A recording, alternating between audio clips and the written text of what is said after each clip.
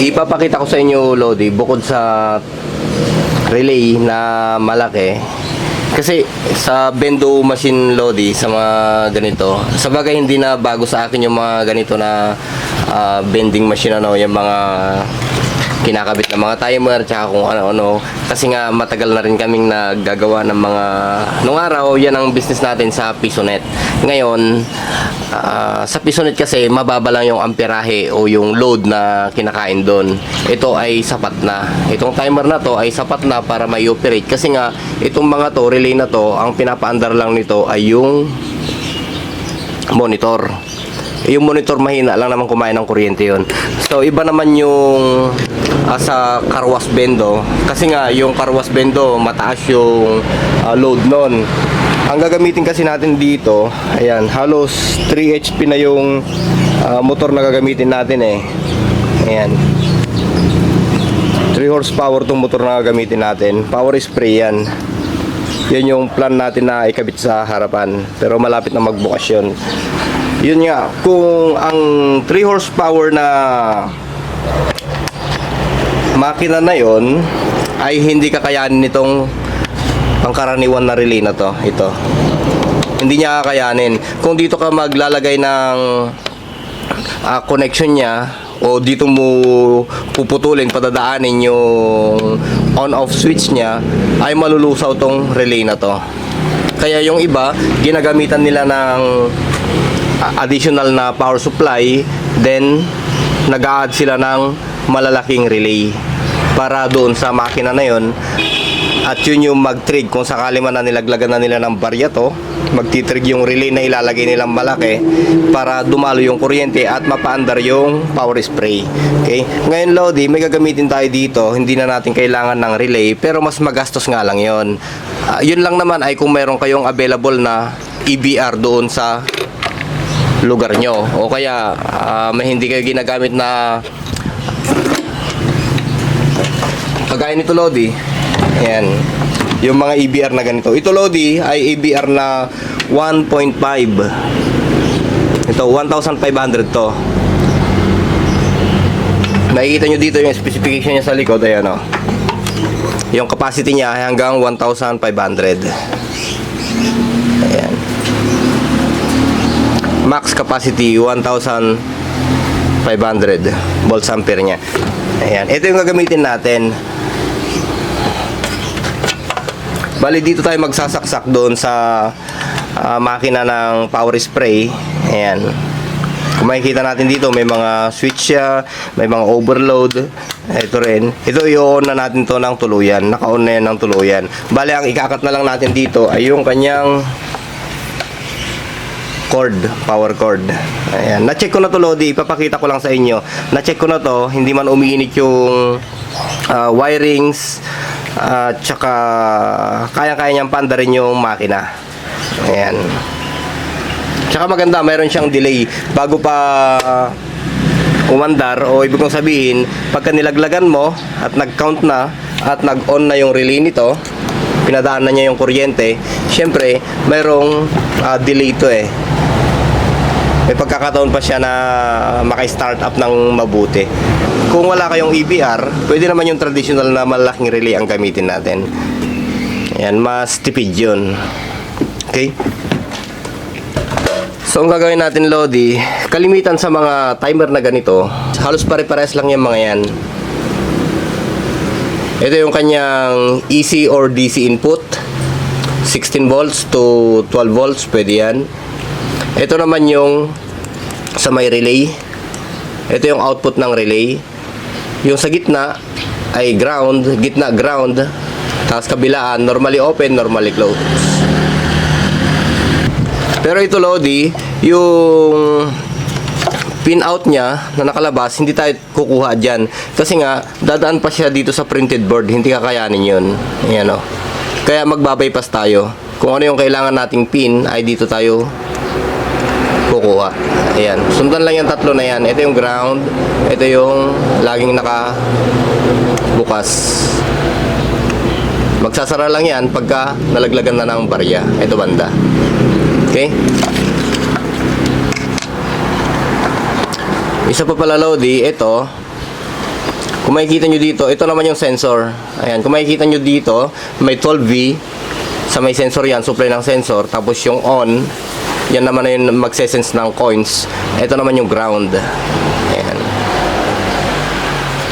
Dito yung connection yan. Dito banda. Yung sensor dito. Ayan o. Ito yung wirings ng sensor. Ayan. Sa color code naman, Lodi, madali lang sundan. Laging tatlo lang din yan. Ito yung kanyang red, which is positive input. Then yung black, yung ground, yung puti, yan yung trigger. Ngayon, ikakabit natin to. Ayan. Ang connection naman nito, Lodi, ganito lang naman eh. Halimbawa, ito yung 12 volts. Ayan. Diyan natin ilalagay ito para sa supply ng sensor. Ito yung puti, ito naman yung trigger para mag-on yung ating relay. Ayan. Dito yung kanyang CPU. Tapos yung ground ay dito naman. Yan lagi yung color code niyan, Lodi. White, red, black. Ito naman na yung mismong saksakan ng EBR, Lodi. Ayan o. Ito yun, yung mismong saksakan ng EBR yan. Bali pinutol natin yung isa. Ayan. Kasi nga pagka nilaglagan mo ng coins, magtitrig yung relay at pagdidikitin niya to, aandar yung makina. Pagka naubos yung oras niya, maghihiwalay naman yan sa pamamagitan ng relay. Ito naman yung kanyang relay. Ayan. So, bali, ito yung pagkakargaan natin. Ayan siya.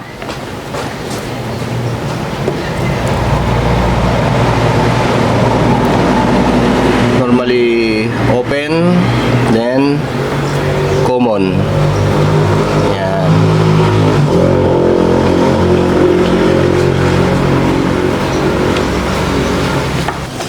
Ito na ngayon siya, Lodi. Bali ito ay sasaksak natin dito sa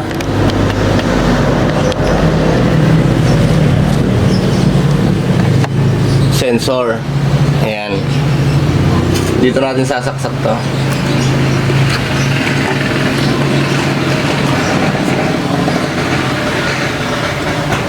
Ayan.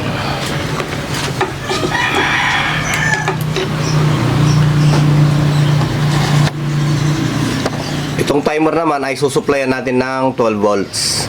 Baliktaran yan. Kahit magkabaliktad ay pwede. Aandar pa rin yung timer.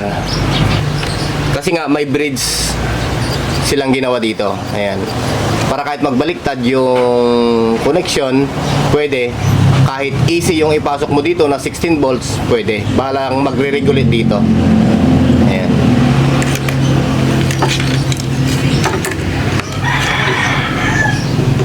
Kung susubukan nating paandarin yan, Lodi, siyempre, susuplayan natin to. Magsasaksak tayo dito ng 1 ampere, 2 amperes, mga ganyan, na power supply. Pwede rin. Pwede rin yung ganito, switching.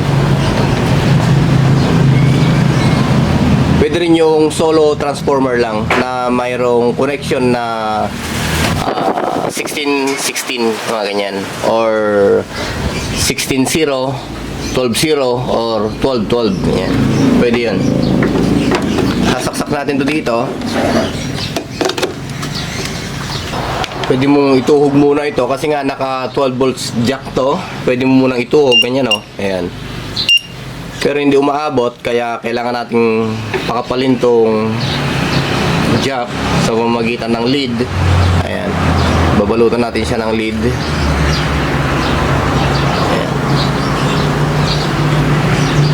Kuwapal lang dito sa may labas niya at itutusok natin dito. Ayan. Working na yung ating timer. Ayan siya. Makikita nyo dito ay nag 0-0 na siya. Ngayon ay pwede mo nang i-trig Pag naglaglag ka ng coins, magtitrig na yan. Ito. Ayun. Meron tayong 4 minutes dito. Ayan o.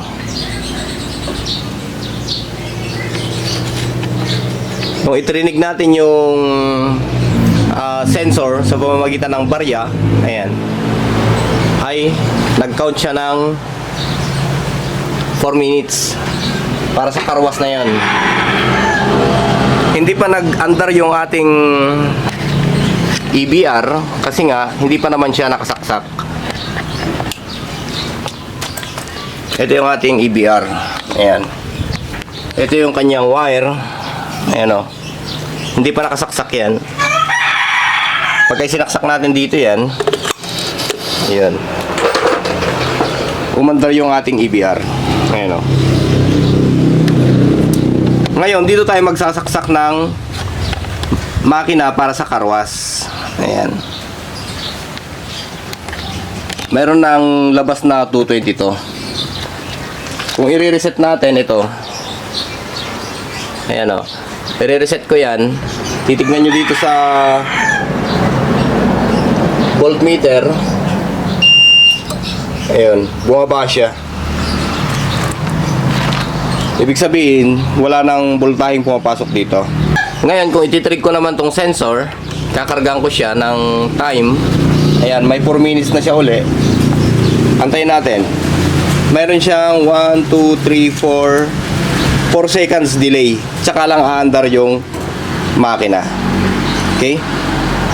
Ngayon, subukan natin at makita ninyo na talagang working siya. Kakapay natin mamaya itong mga relay niya kung nag-iinit. Tapos, check natin yung mga wirings kung nag-iinit. At kung okay nga ba talaga na gamitin ang EBR sa ganong kalakas na 3 HP na makina. Subukan pa rin natin. Kasi kung hindi naman niya kaya, ito naman o. Mag-o-open tong kanyang resumable fuse. Ayan. Lalagatak yan, lalabas yan. Ibig sabihin, sinyalis yun na hindi niya makakaya yung makina. Ngayon ay i-reset muna natin siya para mawalan ng oras. Ayan. 00. Ayan, nawalan na siya ng oras. Nawalan na rin ng transmit ng kuryente dito. Ngayon ay isasaksak natin yung saksakan ng makina. Ayan o. Sasaksak natin dito. Lapit natin ng konti dahil hindi umaabot eh. Ayan. Doon natin sasaksak yan. Ngayon i-open muna natin to. Ayan. Padaluyin natin yung tubig pabalik dito. Kasi nga baka lumipad-lipad to pagka andito kagad yung pressure pagka umandar. Ayan. Ipitin muna natin.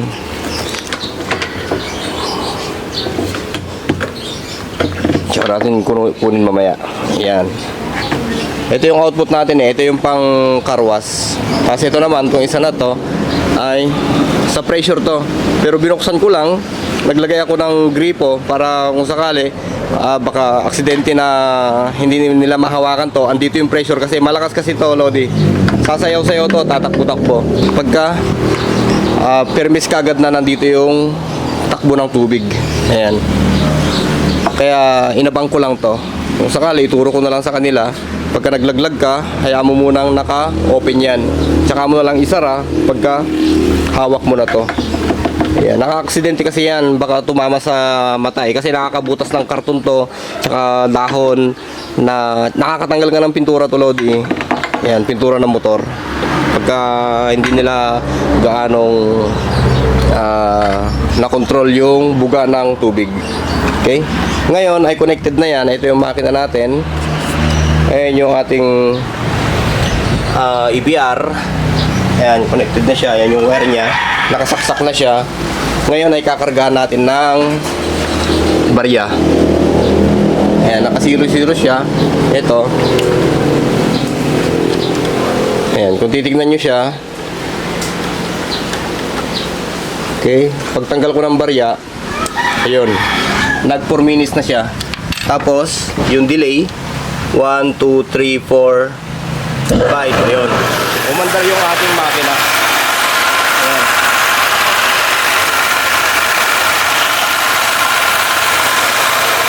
yung pressure load, eh, yung sinasabi ko, ayan.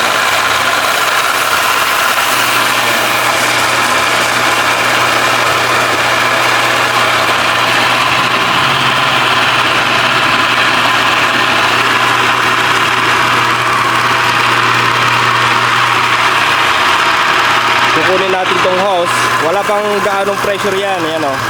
Kapag isasara natin to, tsaka lang magkakaroon ng pressure yan, ayan. Andito na yung pressure niya ngayon. Ayan o.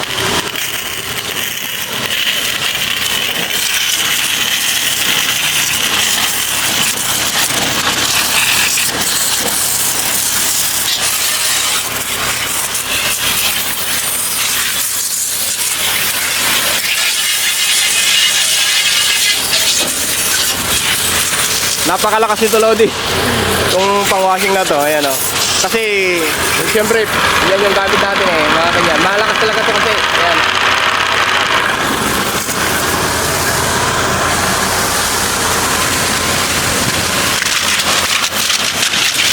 Ayan o.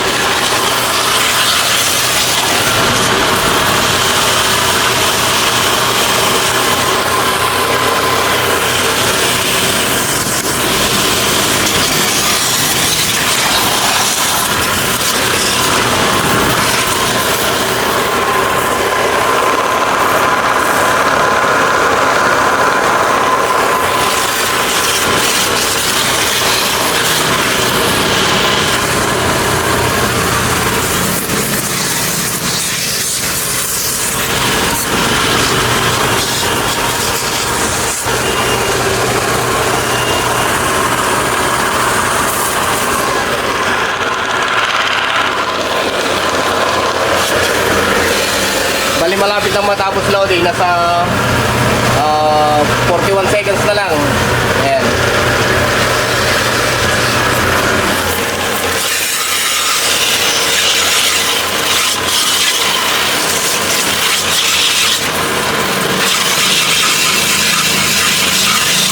Mamaya mag-i-stop na yan. Ayan, 20 seconds na lang. Ayan.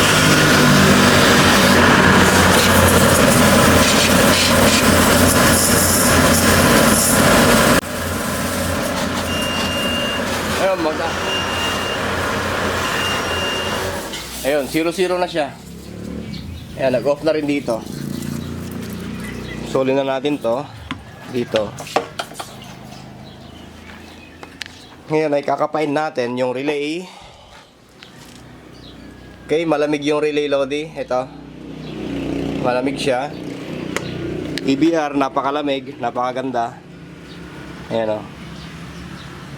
Wire, napakalamig din ng wire niya. Ayan o.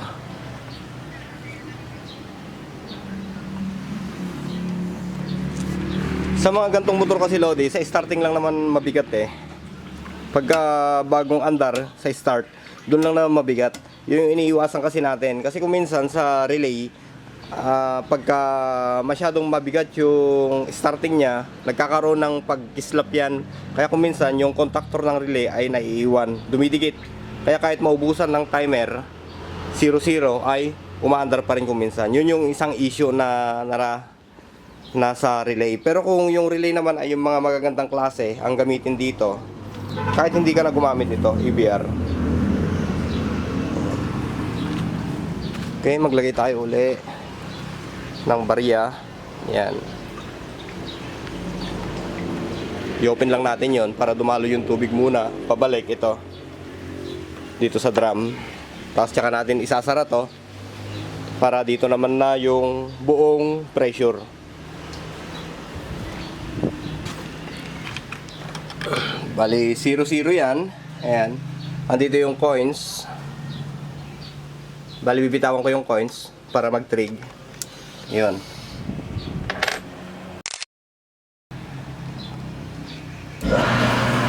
Yun.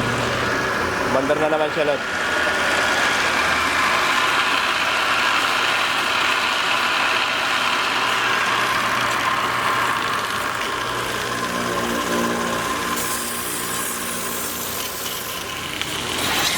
Lakas talaga, oh. Yun.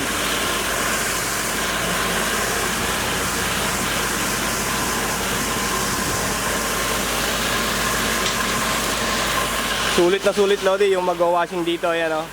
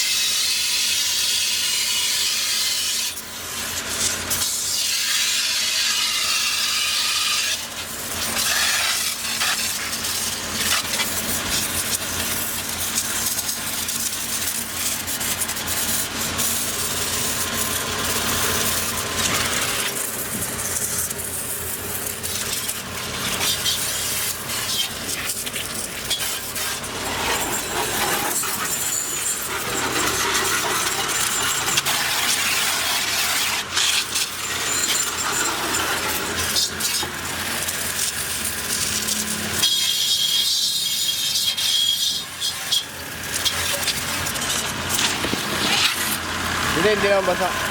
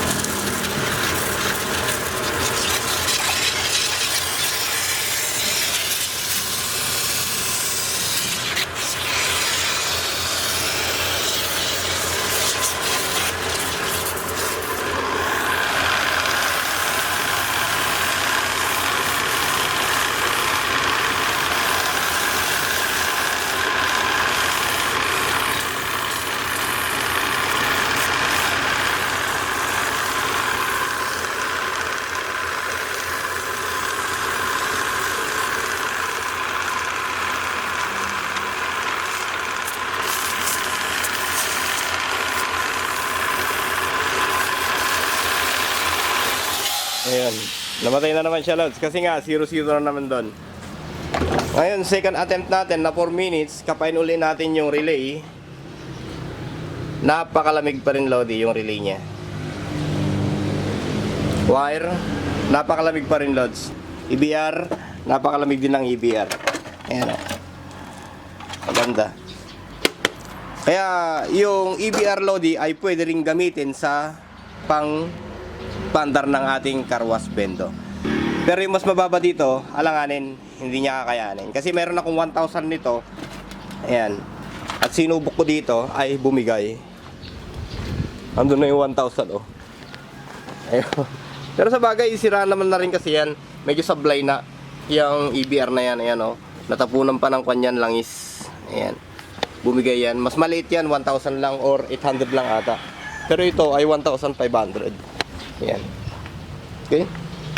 So hanggang dun lang muna, Lodi. Pinakita ko lang sa inyo na kahit wala tayong heavy duty relay, basta may EBR, ay pwede nating pagganahin yung ating bendo car wash. Okay?